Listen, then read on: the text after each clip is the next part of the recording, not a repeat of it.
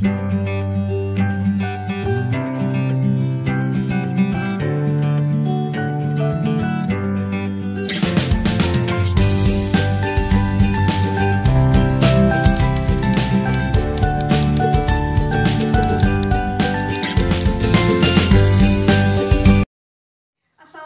teman-teman, bertemu lagi dengan saya Kak Iva. Di video kali ini kakak akan sedikit membahas tentang ta'awun dalam Islam.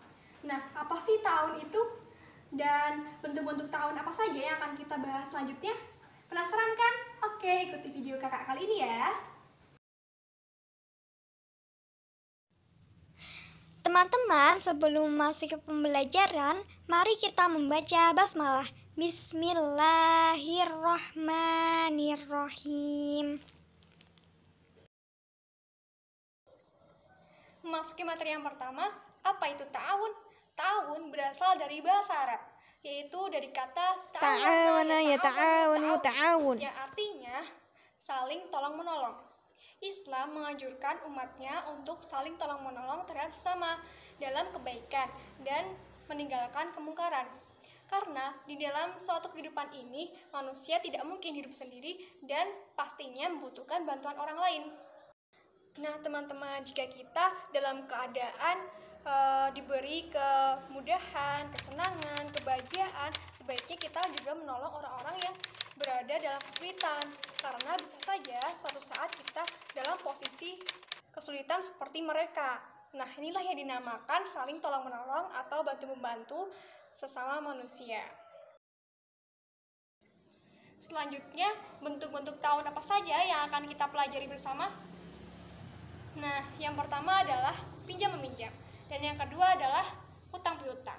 Jangan skip dulu ya, karena kita akan mengupas lebih jauh tentang pengertiannya, rukunnya, hukumnya, dan lain sebagainya. Maka dari itu, ikuti video ini ya. Memasuki materi selanjutnya, sebelumnya kakak mau bertanya nih, kalian tahu nggak pengertian dari pinjam-meminjam dan utang piutang? Dan apa perbedaan keduanya? Ya, benar sekali. Pinjam-meminjam adalah kegiatan untuk memberikan manfaat kepada seseorang dengan tidak merusaknya dan dengan jangka waktu yang telah disepakati. Sedangkan utang piutang adalah memberikan barang kepada seseorang dengan perjanjian bahwa orang yang diberi akan mengembalikan sejumlah apa yang ia terima sebelumnya dan diberikan waktu untuk mengembalikannya.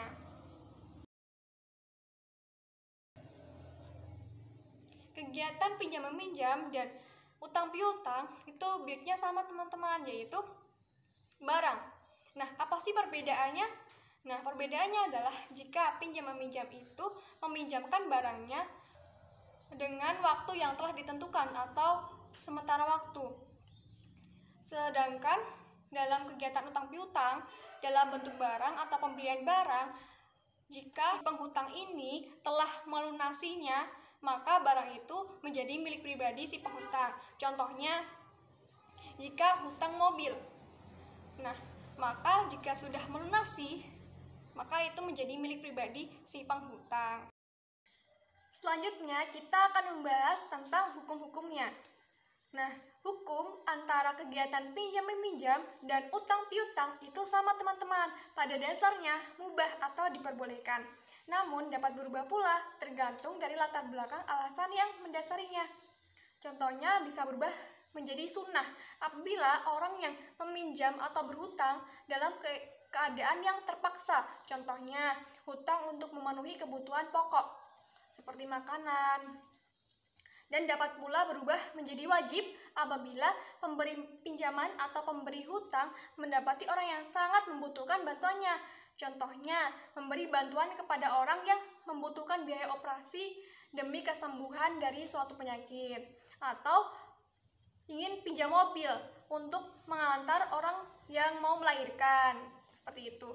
Nah, bisa juga menjadi haram apabila pemberi pinjaman atau pemberi hutang itu mengetahui penggunaan barang untuk hal-hal yang mendatangkan kemaksiatan atau mendatangkan kemudaratan. Contohnya seperti utang untuk membeli minuman keras, berjudi, atau perbuatan lainnya yang dilarang agama.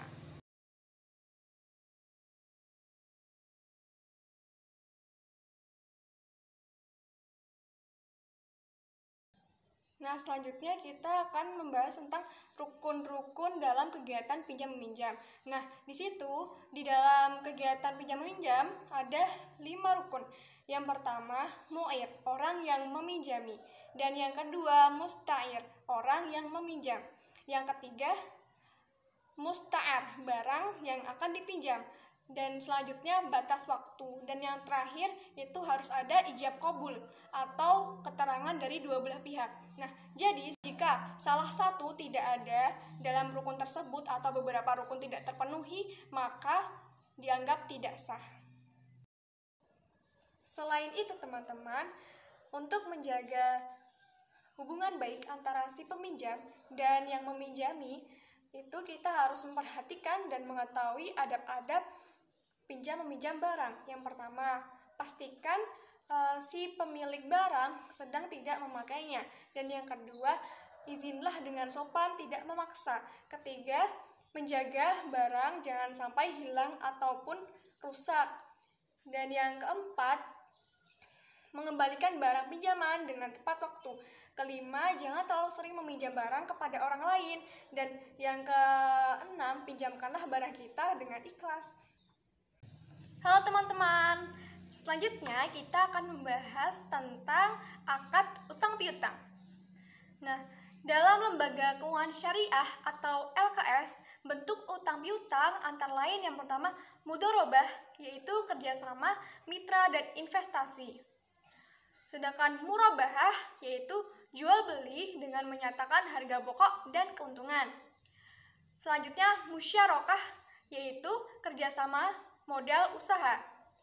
Istisna, yaitu jual beli berdasarkan pesanan. Dan yang terakhir adalah rohan atau gadai, yaitu penyerahan barang yang dilakukan oleh penghutang sebagai jaminan hutangnya. Begitu teman-teman. Sebelum melanjutkan materi, kakak mau tanya nih, kalian pernah hutang piutang tidak? Pernah. Nah, tahu ketentuannya tidak?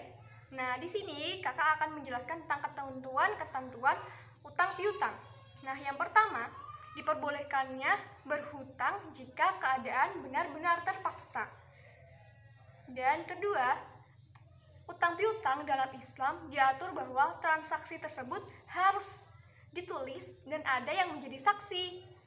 Selain itu, jika penghutang sudah mampu membayar, segeralah melunasi. Alangkah baiknya jika si penerima hutang memberikan sesuatu atau hadiah sebagai balasan dari kebaikan si pemberi hutang karena telah membantu kita mengatasi kesulitan finansial. Selain itu, si pemberi hutang dilarang keras untuk mengambil keuntungan atau manfaat dari si penerima hutang. Karena kenapa? Sebab pemberian itu dia dasari membantu si peminjam dari kesulitan finansial, tidak untuk mencari keuntungan.